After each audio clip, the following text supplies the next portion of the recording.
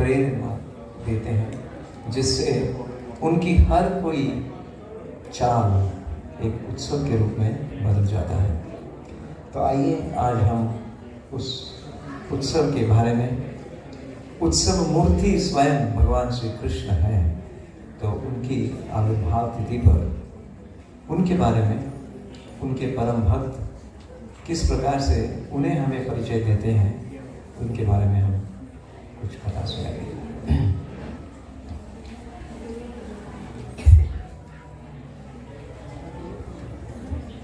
जय राधा माधव जय कुंज बिहारी,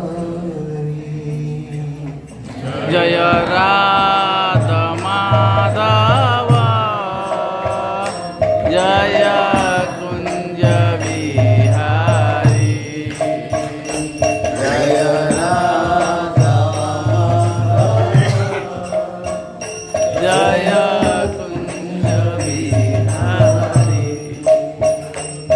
जय राधा माधव जय कुंज बिहारी, जय गोपी जनावल्लभा जय गिरिवरधारी, जय गिरिवरधारी, जय गोपी जनावल्लभा जय गिरिवरधारी, जय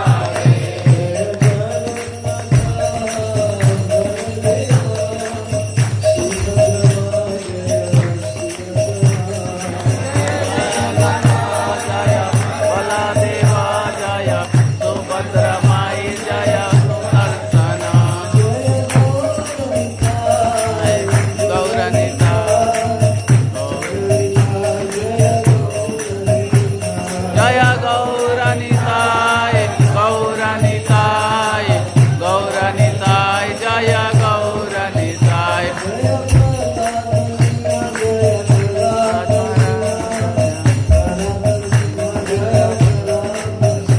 जय बाला नरसिंह जय बाला नरसिंह जय बाला नरसिंह जय बाला नरसिंह प्रभुपाद प्रभुपाद जय जय प्रभुपाद जय प्रभुपाद प्रभुपाद प्रभुपाद जय जय प्रभुपाद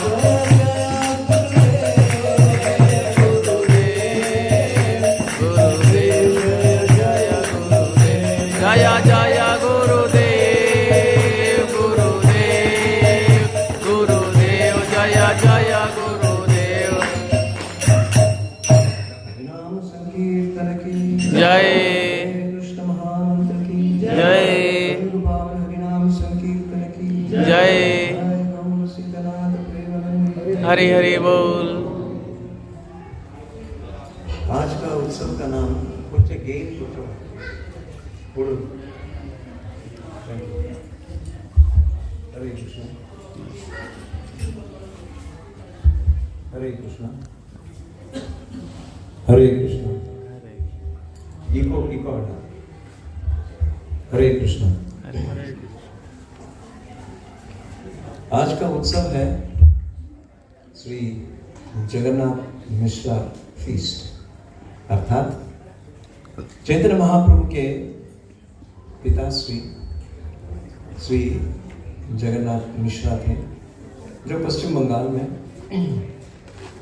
लगभग 500 वर्ष पूर्व उन्होंने अपने इस पुत्र, जो विश्वंभर के नाम से प्रसिद्ध है, निमाय के नाम से प्रसिद्ध है और गौरहरि के नाम से प्रसिद्ध है,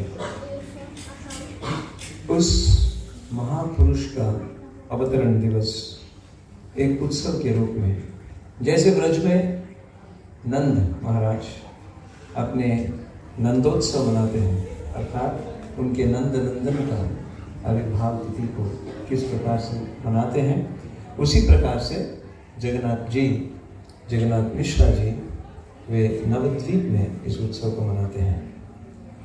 तो चैतन्य महाप्रभु कौन है, उनकी महिमा क्या है, कलयुग में वो सबसे इतना अधिक परिचित क्यों नहीं है, और क्या कारण है कि सब चैतन्य महाप्रभु को इतना नहीं जानते जितना स्वयं भगवान श्री कृष्ण को या प्रभु श्री रामचंद्र को।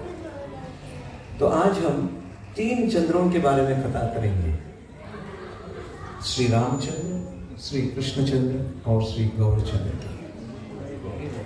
तो इन तीनों की स्तुति हम श्रीमद् भागवत से एक ऐसा श्लोक है जिसके द्वारा हम इसमें परिचित हो सकते हैं। 11वां स्कंद है, 5वां अध्याय है, और उनमें से कुछ श्लोकों को हम आज आपके समक्ष में दोहराएंगे या उसको पढ़ेंगे, पाठ करेंगे। उनमें से कुछ एक मुख्य श्लोक है जो इस कथा का विवरण करता है। कथा का किस प्रकार से हमें इस कथा का परिचय करते हैं। ये द्वारका में एक बार जब नारद जी आए थे, जब भगवान श्री कृष्ण द्वारकाधीश बनकर द्वारका में वास करते थे, उनकी सांगत्य को पाने के लिए नारद जी अक्सर वैकुंठ से आते थे और आके कई दिनों तक, महीनों तक, कभी कभी कई सालों तक द्वारका में ही रह जाते थे। जबकि वो सन्यास थे, तो सन्यासी को कहीं पर भी अधिक समय रुकना नहीं चाहिए। मगर नारद जी कहते हैं, एक सन्यासी किस लिए घूमता है, परिव्राजकाचार्य जिसको कहते हैं, कारण यही है कि वे सब जगह पर भगवान श्री कृष्ण को, वासुदेव को, वैकुंठनाथ नारायण की कथा गाथा करता है। जब स्वयं नारायण इस द्वारका में रहते हैं तो मुझे इधर उधर भटकने की आवश्यकता क्यों है? फिर भी जब मैं यहाँ आता हूँ, भगवान श्री कृष्ण को मिलता हूँ और उनसे प्रेरित होकर मैं सारी जगत में इस कृष्ण कथा का व्याप्ति करता हूँ। तो एक ऐसा समय था जब नारद जी द्वारका पधारे थे, तो उस समय भगवान श्री कृष्ण के पिताश्री कौन है? द्वारका में उनके पिताश्री कौन है? वासुदेव नहीं, वसुदेव। वसुदेव का पुत्र वासुदेव होता है। भगवान श्री कृष्ण को वासुदेव इसलिए कहते हैं कि वे वसुदेव के पुत्र हैं। तो दोनों में अंतर है, पिता का नाम और पुत्र का नाम, ये दोनों में अंतर है। तो वसुदेव जी नारद जी से पूछते हैं, उनका सत्कार करते हैं, उनको प्रणाम करते हैं और उनके लिए कुछ जलपान कराते हैं और उनसे एक प्रश्न पूछते हैं, प्रभु नारद, आप भगवान श्री कृष्ण के अत्यंत प्रिय भक्त हो। नारद जी कहते हैं, वो तो हूँ।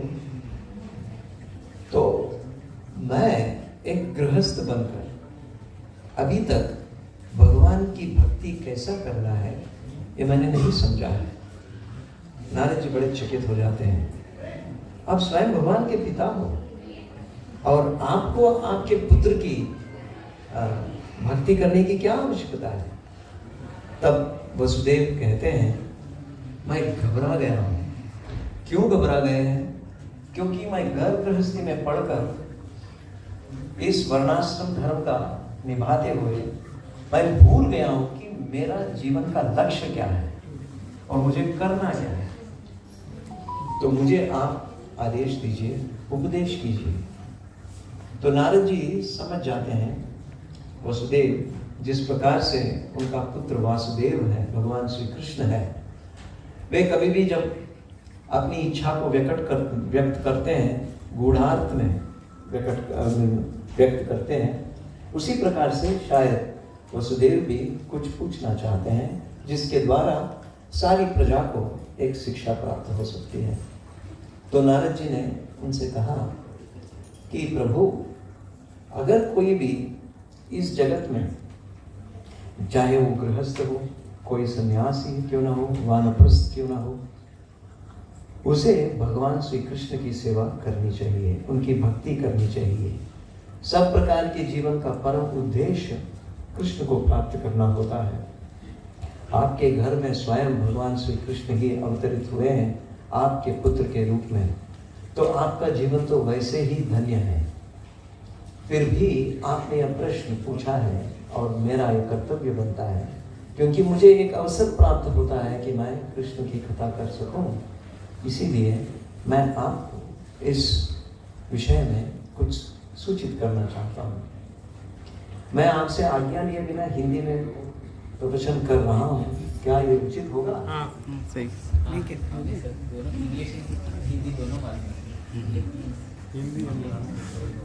आज कथा को देखने के बाद मुझे प्रेरणा हुई कि मैं हिंदी में कहूँ, इसीलिए आपसे आज्ञा मांगे बिना मैं कर रहा हूँ, क्षमा चाहता हूँ। I beg forgiveness for those who only want to hear in English, that I could speak only today in Hindi. I hope you'll be able to follow. Is there anyone who wants the katha exclusively in English? Someone who does not understand Hindi? Thank you for your blessing. तो वसुदेव जी की इस प्रश्न से नारद जी प्रेरित होकर ये कथा कहते हैं, उन्हें सत्ययुग की तरफ ले जाते हैं। सत्ययुग में एक ऐसी प्रसंग हुई थी, एक महान राजा थे जिनका नाम था निमि, महाराज निमि। और निमि के सभा में अनेक ऐसे भक्तगण आते थे, और जैसे युधिष्ठिर महाराज की सभा में अनेक ऐसे भक्तगण आते थे, स्वयं श्री कृष्ण रहते थे, नारद जी आते थे, व्यास जी आते थे, दूर्वास जी आते थे, असित देवन इत्यादि आते थे। वे सब युधिष्ठिर महाराज के इस सभा में आकर उनकी शोभा बढ़ाते थे उनकी ख्याति को बढ़ाते थे। इसी तरह से महाराज निमि की सभा में अनेक ऐसे महान संत समागम हुआ करता था। तो उनमें से एक ऐसे बहुत ही दुर्लभ दर्शन के ऐसे संग करने के लिए 9 ऐसे भक्त वहाँ पर संत जो है वहाँ पर आते हैं। कृपा करके एक वयस्क माता जी आ रही हैं, उनके लिए थोड़ा सा स्थान दीजिए, बैठने की व्यवस्था कीजिए प्लीज।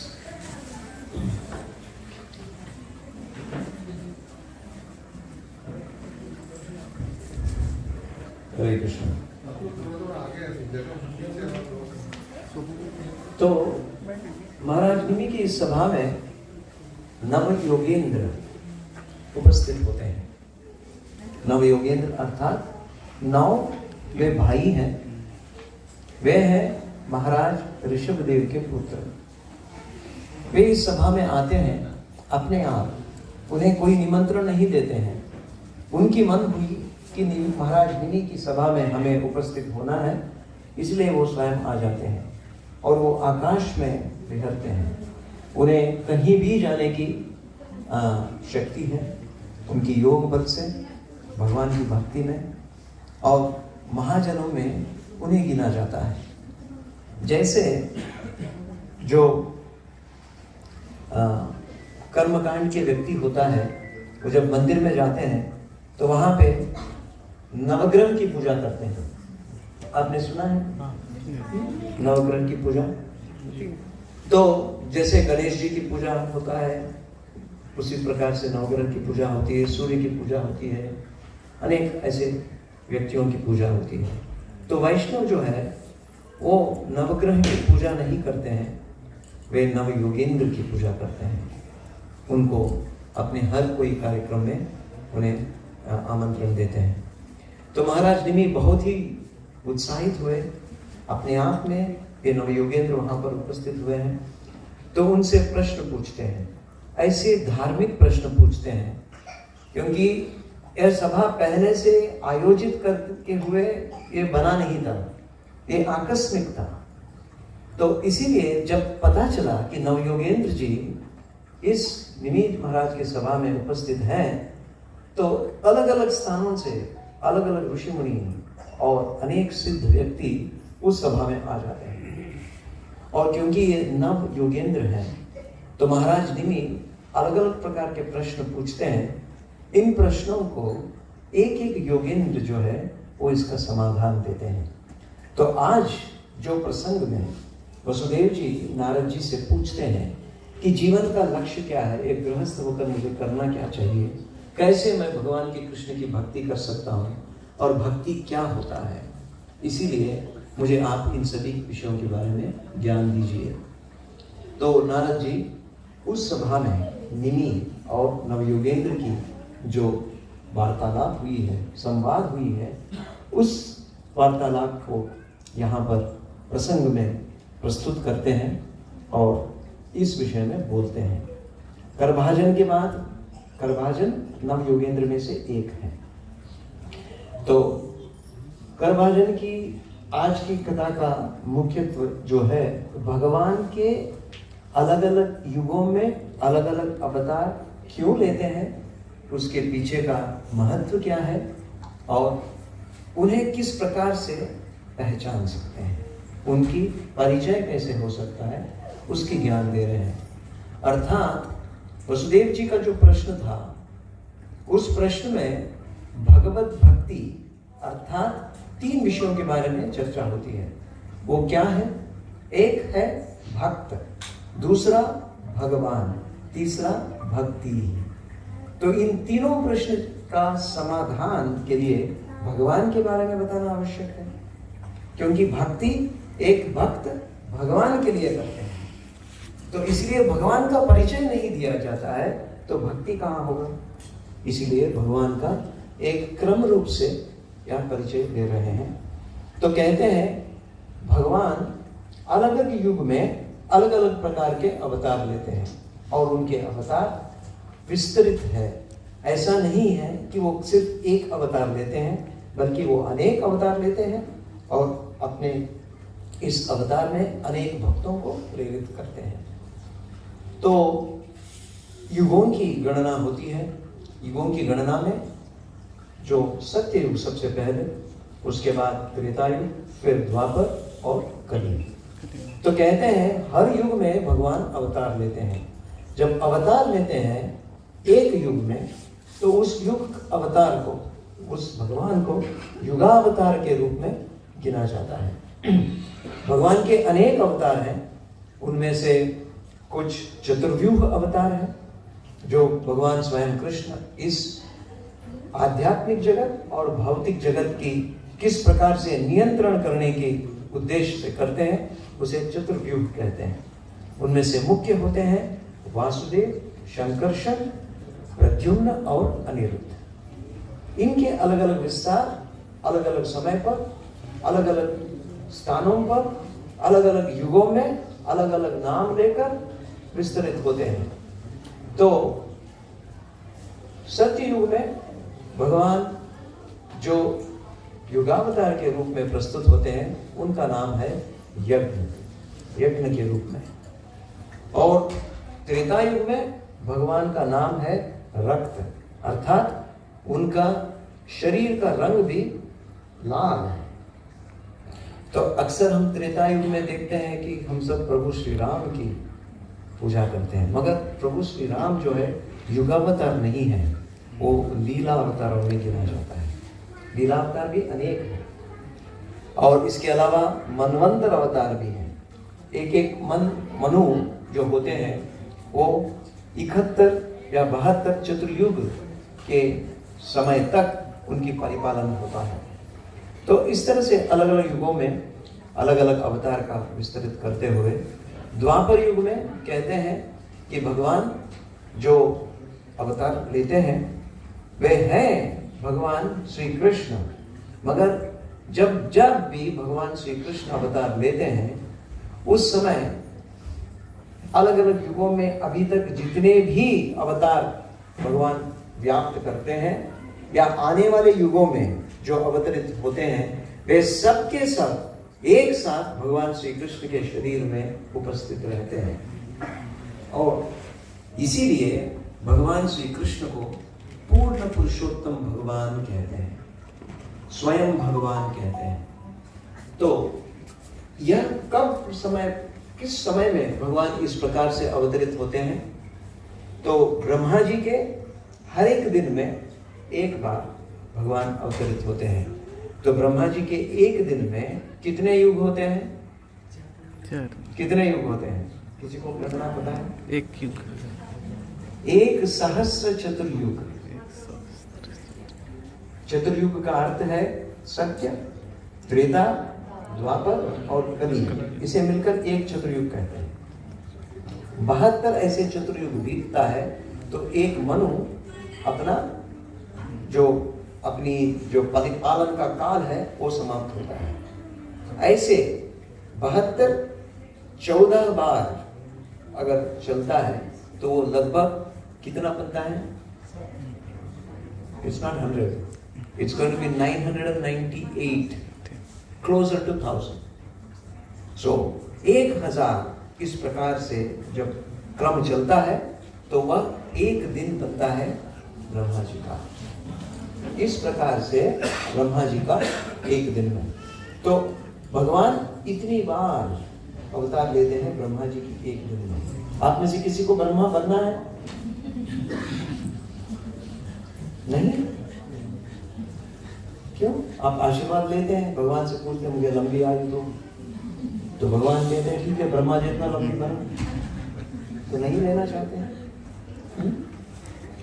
तो हम ब्रह्म गौड़ संप्रदाय के हैं, तो हमें ब्रह्मा बनने के लिए झिझक नहीं होना चाहिए, क्योंकि वो भी भगवान की सेवा करते हैं। तो मगर जब जब भी भगवान एक निर्धारित रूप से अपना एक रोटेशन शेड्यूल के अनुसार आते हैं, जब आते हैं तो इस मनवंतर में, क्योंकि एक बार अगर चतुर्युग चलता है तो 4 युग बीतते हैं, उसकी जो साइकिल चलती है उसमें से 28वां साइकिल 1028 साइकिल।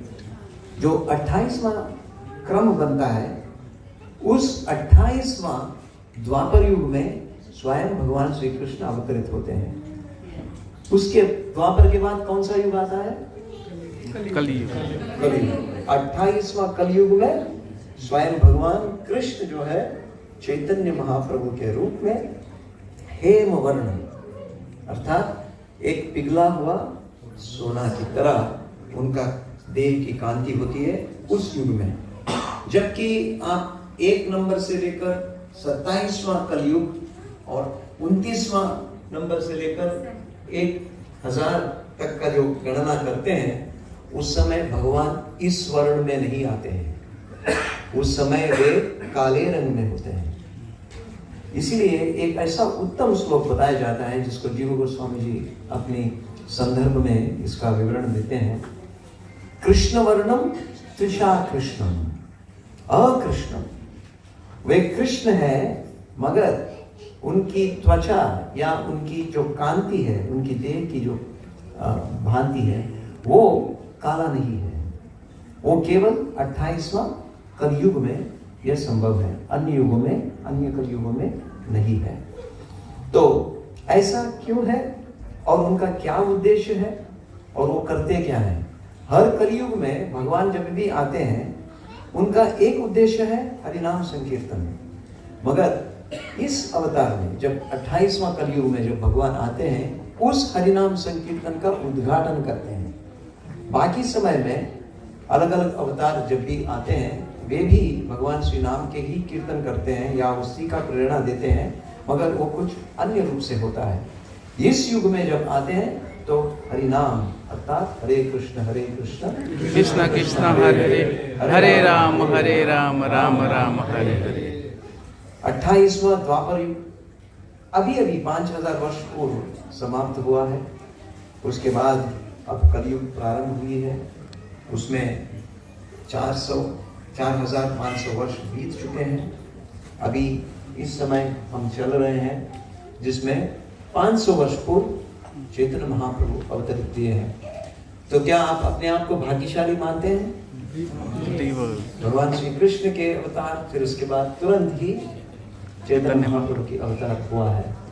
और इस अवतार का उद्देश्य है जहां जहां पर भी यारे देखे तारे कहा कृष्ण का उपदेश को हर जगह पर पहुंचाने का एक मुख्य उद्देश्य है। तो भगवान की इस परिचय को देते हुए कारभाजन महर्षि निमि महाराज को बोल रहे हैं कि भगवान सत्य त्रेता द्वापर युगों में अवतार लेते हैं। और उस समय कभी वो काले रंग में जैसे द्वापर में, और रक्त रंग में त्रेता युग में, और जो सफेद रंग जो श्वेत है वो सत्य युग में अवतरित लेते हैं। इसके अलावा वो पीले रंग में भी अवतार लेते हैं। तो इस कलयुग में भगवान इस पीले रंग में अवतरित हुए हैं जो चैतन्य महाप्रभु के रूप में अवतरित हैं। तो उनका परिचय देते हुए इस श्लोक को हम पढ़ेंगे। 2 मुख्य श्लोक हैं जिसे हम पढ़ना चाहेंगे।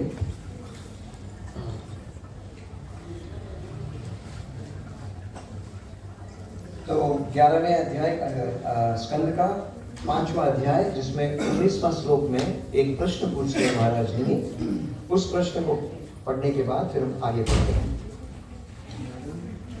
King Nimi inquired, in what colors and forms does the Supreme Personality of Godhead appear in each of the different ages?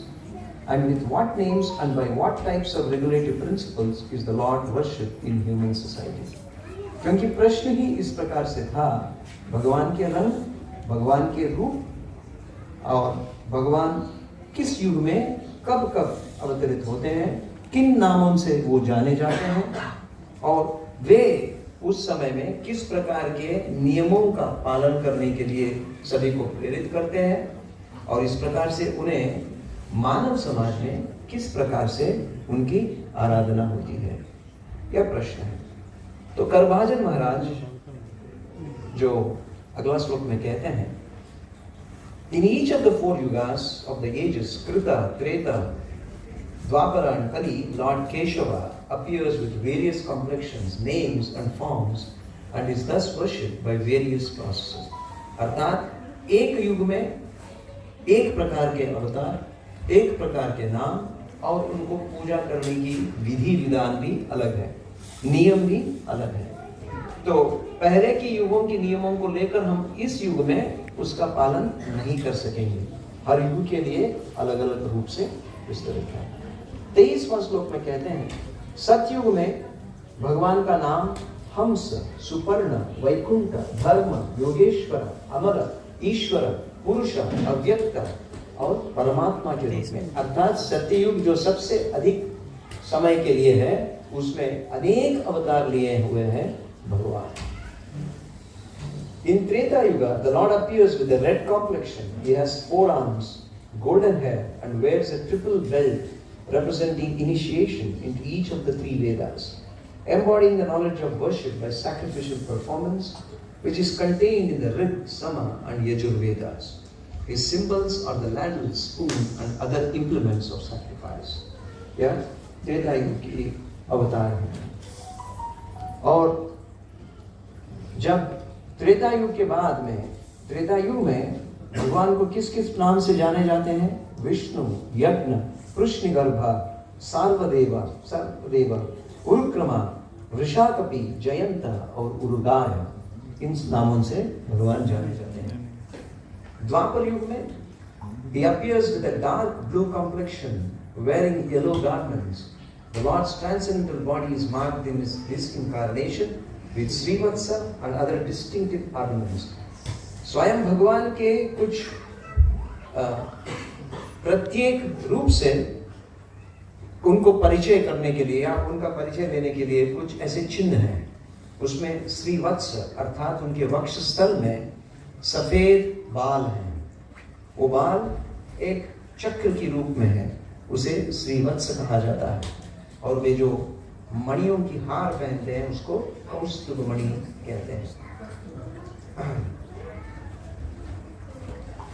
और करभाजन महाराज भगवान वासुदेव को अर्थात कृष्ण को इस प्रकार से बोलते हैं या उनकी स्तुति करते हैं, हे प्रभु, आप शंकर वासुदेव, शंकर्षण, प्रद्युम्न और अनिरुद्ध के रूप में अपने आप को विस्तृत करते हैं।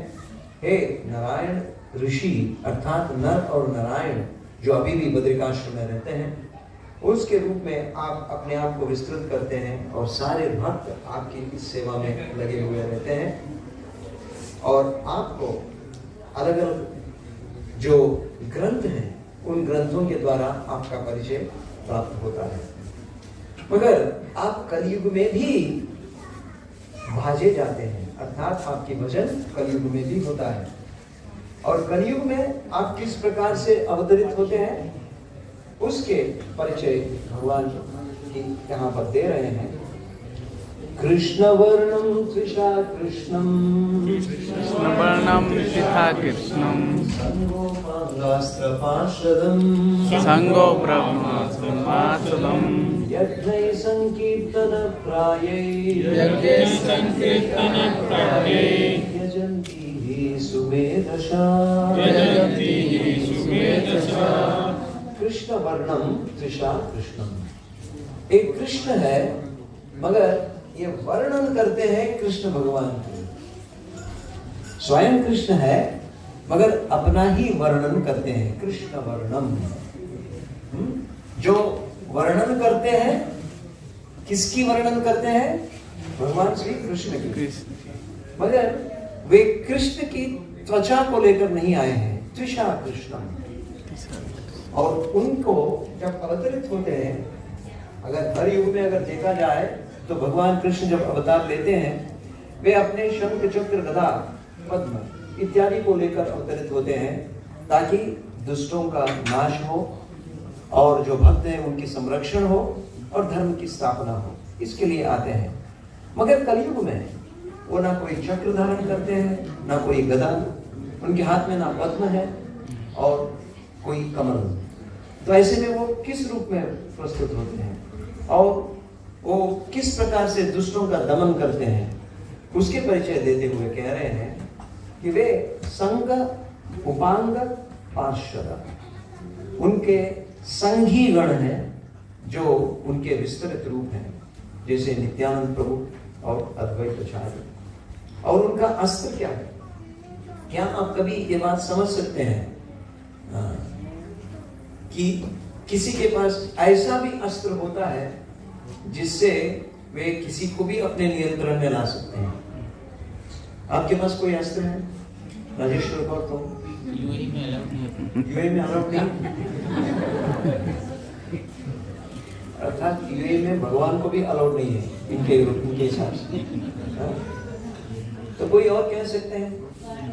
कोई वाणी, भाण, अस्त्र, अस्त्र, वाणी, वर्ड्स, ओके, जीवा, नहीं, अस्त्र की बात कर रहा हूं।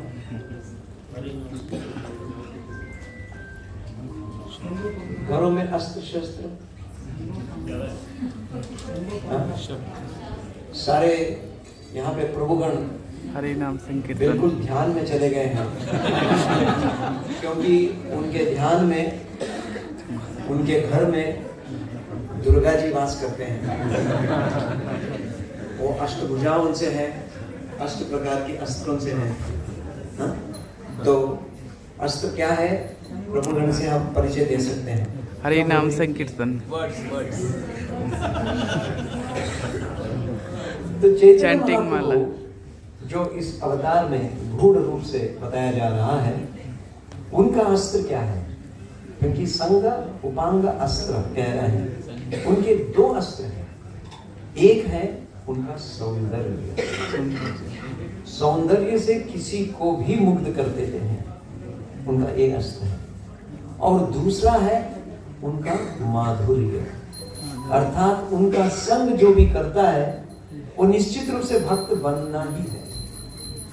उसके उदाहरण है जगाए मदाए जैसे, जो अति तीव्र तरीके से जो सभी भक्तों के समाज में या अन्य समाज में जो इतना हलबली मचा चुके थे, वे भी भगवान के इस माधुर्य से, उनकी सौंदर्य से पूर्ण तरह से आकृष्ट हो गए थे। तो इन दोनों से भगवान, क्योंकि वे अपने अनंत लीलाओं से प्रदर्शित हो सकते हैं, उन्होंने कलयुग में सबसे जो प्रभावशाली है उनका सौंदर्य और उनका माधुर्य, इन दोनों से, sweetness, love and his beauty. और इसीलिए वे यज्ञ संकीर्तन प्राय, और इस कलयुग में जो यज्ञ है वो संकीर्तन यज्ञ को आरंभ करते हैं।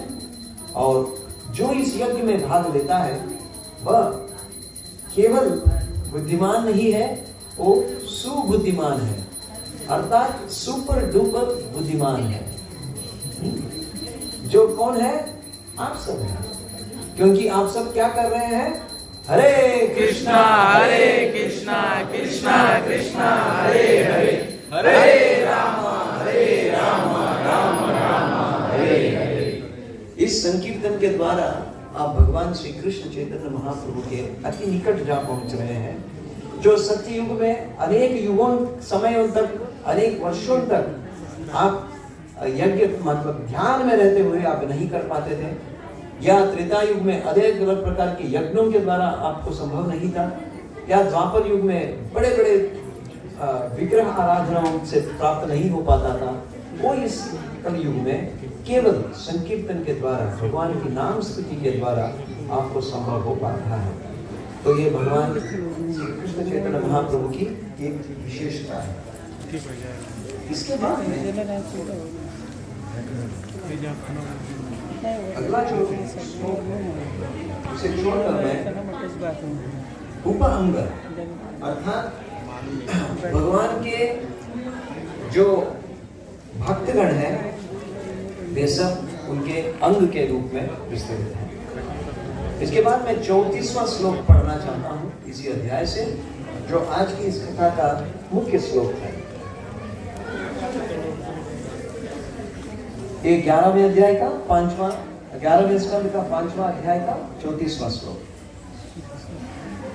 त्यक्त्वा सुदुस्त्यज्य सुरेप्सित राज्य लक्ष्मी, त्यक्त्वा सुदुस्त्यज्य सुरेप्सित राज्य लक्ष्मी, धर्मिष्ठ आर्य वचसा यदगादरण्यम्, धर्मिष्ठ आर्य वचसा यदगादरण्यम्, मायामृगं दयितायिपेषिताम् अन्वधावत्, मायामृगं दयिताभिषेकम् अन्वधावत्, वन्दे महापुरुष ते चरणारविन्दम्, वन्दे महापुरुषं ते चरणरविन्दम्, वन्दे महापुरुष ते चरणारविन्दम्, वन्दे महापुरुष ते चरणरविन्दम्। इस श्लोक का थोड़ा सा विवरण देना चाहेंगे। हमारे पास कितना समय है? समय देने वाला कोई है ही नहीं। 10 minutes. Thank you very much. तो किसी को भी अत्यंत दुस्त्यज्य विषय क्या होता है?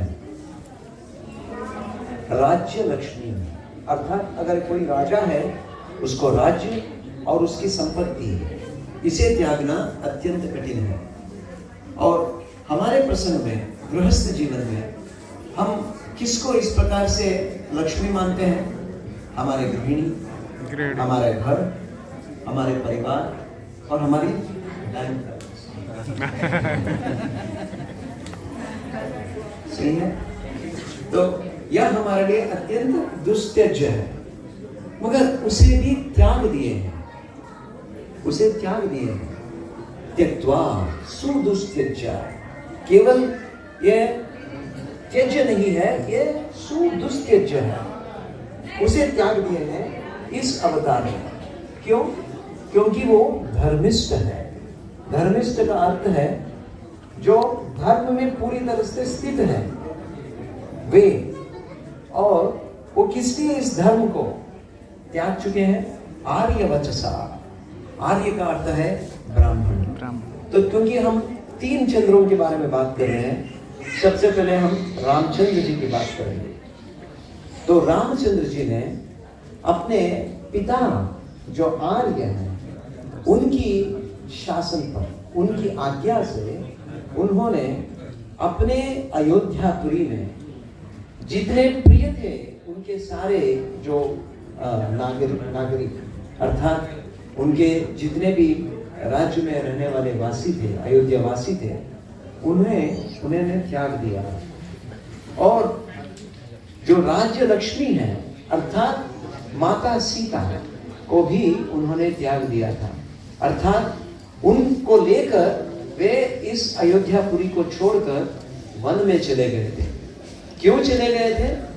माया मृगा, अर्थात माता सीता को प्रसन्न करने के लिए एक मृग के पीछे वो भागे थे। क्यों? क्योंकि उस मृग को देने के लिए, हिरण को देने के लिए, उनको लाकर देने, सोने का हिरण था, उसे लाने के लिए स्वयं वो वन में चले गए थे। ऐसे भगवान श्री रामचंद्र की इस श्लोक के द्वारा भी सूचना प्राप्त होती है। इसके अलावा कृष्णचंद्र की, भगवान श्री कृष्ण का, इसमें किस प्रकार से यह बात कहा जा सकता है?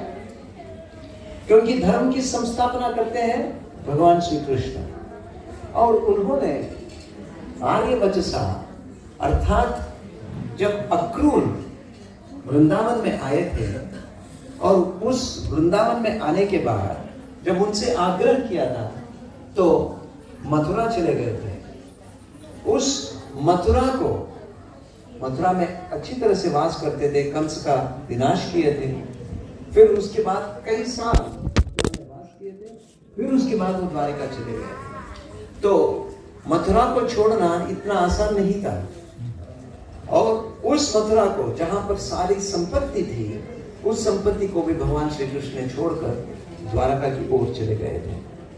तो उसी तरह से चैतन्य महाप्रभु का जो गौरचंद्र के रूप में अवतरित हुए, उन्होंने जो लक्ष्मी के समान अपनी पत्नी जो विष्णु प्रिया थी उन्हें त्याग किया, और वो भी इसलिए त्याग किया था। एक बार कथा का प्रसंग में, जब श्रीवास आंगन में, श्रीवास ठाकुर के घर में जब संकीर्तन हो रहा था, उस संकीर्तन में सबको प्रवेश नहीं था, क्योंकि वो बड़े गुप्त रूप से संकीर्तन कर रहे थे। तो उनकी संकीर्तन की ख्याति को सुनकर एक ब्राह्मण नवद्वीप में उस संकीर्तन में भाग लेने के लिए उपस्थित हुए थे, मगर दरवाजा बंद था, उनको प्रवेश नहीं मिला। तो उस समय उस ब्राह्मण ने श्राप दिया चैतन्य महाप्रभु को कि क्योंकि आपने मुझे आपके संकीर्तन यज्ञ में भाग लेने से वंचित कर दिया है, तो मैं आपको श्राप देता हूं, कोई भी भौतिक सुख आपके पास आएगा ही नहीं। तो भगवान श्री कृष्ण ने चैतन्य महाप्रभु के रूप में इस श्राप को वरदान के रूप में स्वीकार किया। उन्होंने कहा, मेरे अवतार का उद्देश्य आपके श्राप के द्वारा पूर्ण होगा, क्योंकि आप ब्राह्मण हैं, इसलिए आपका वचन कभी भी निरर्थक नहीं होना चाहिए। मैं आपके वचन का पूरा पूरा श्रेय दे रहा हूं, और इसीलिए मैं इस अवतार में संन्यास ग्रहण करते हुए मैं अपनी सुराज्य लक्ष्मी को मैं त्याग देता हूं, और मैं वन की ओर माया मृगम। तो चैतन्य महाप्रभु कौन सी माया में, कौन सी मृग के पीछे जा रहे हैं? तो यहां पे कहा जाता है, जो इस कलयुग में जितने भी वासी हैं वे माया के पीछे जा रहे हैं।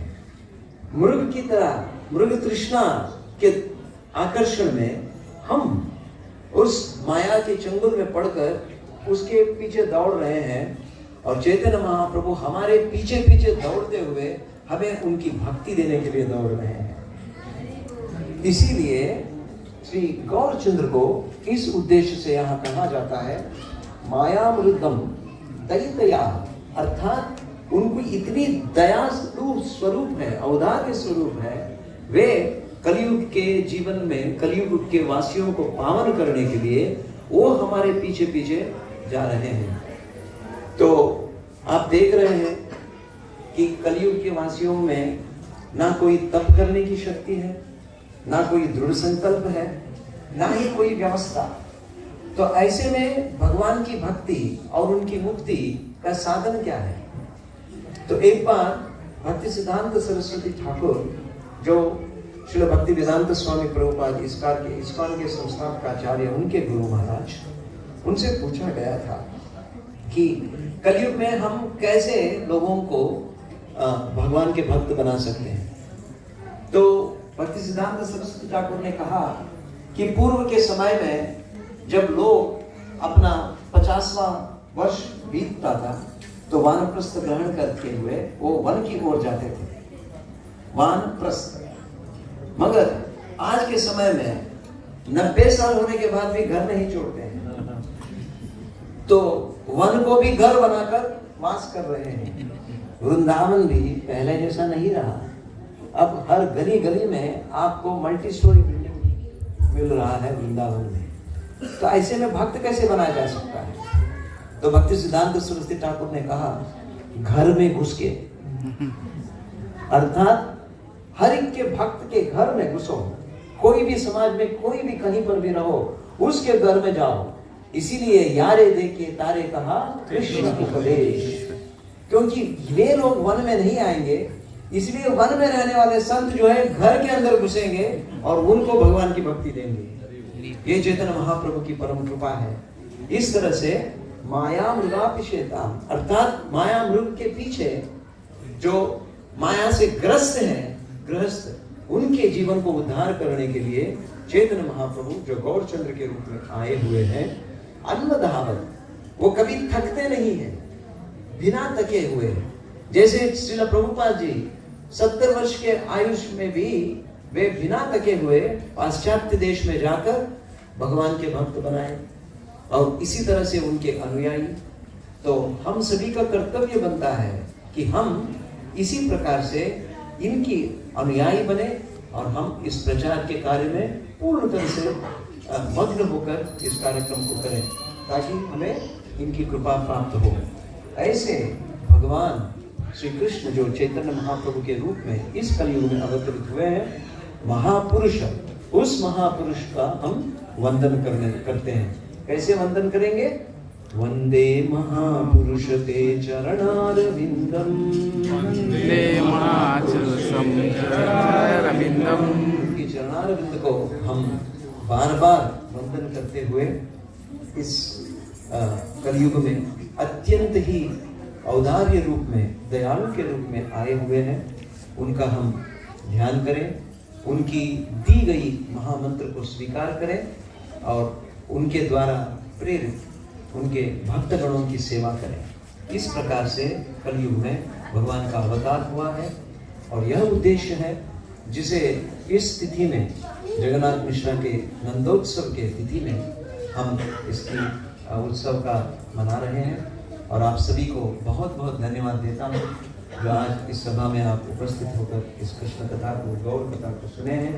अवतार लेने का कारण, उसके उद्देश्य और भक्ति के लिए किस प्रकार का मार्ग जो नारद जी वसुदेव को बता रहे हैं, जो करभाजन महर्षि निमि महाराज को इस कथा के द्वारा बता रहे हैं। हरे कृष्णा हरे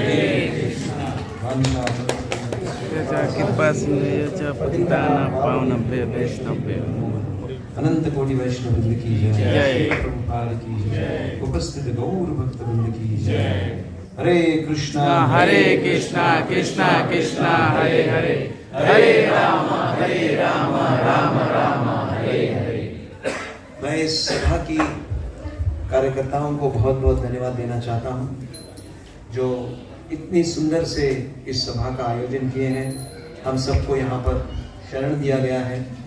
इस जैविका जैन संस्था जिन्होंने हमें यहाँ पर इस हॉल को दिया गया है, यहाँ की सारी व्यवस्था को पूर्ण तरह से भक्तों की सेवा में लगाया गया है, उनको भी मैं नमन करता हूँ और आप सभी से की तरफ से उनको बहुत बहुत धन्यवाद देना चाहता हूँ।